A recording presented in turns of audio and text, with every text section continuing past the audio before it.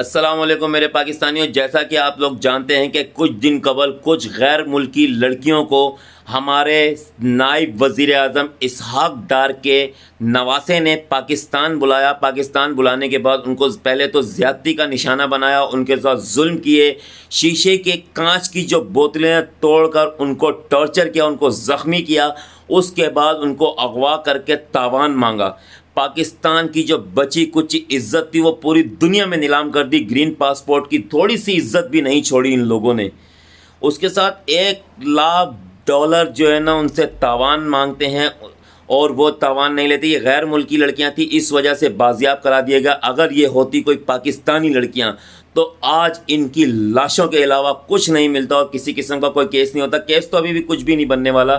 یہ پوری دنیا جانتی ہے، یہ پوری پاکستانی قوم جانتی ہے، اور یہ وہ لوگ بھی جانتے ہیں جنہوں نے یہ جرم کیا ہے کہ ان کا کوئی کچھ نہیں بگاڑ سکتا۔ ان کا صرف بگاڑے گا تو یہ میرا رب بگاڑے گا، اور جب وہ رب بگاڑنے پہ آتا ہے تو دنیا میں کوئی سنوار نہیں سکتا اس چیز کو۔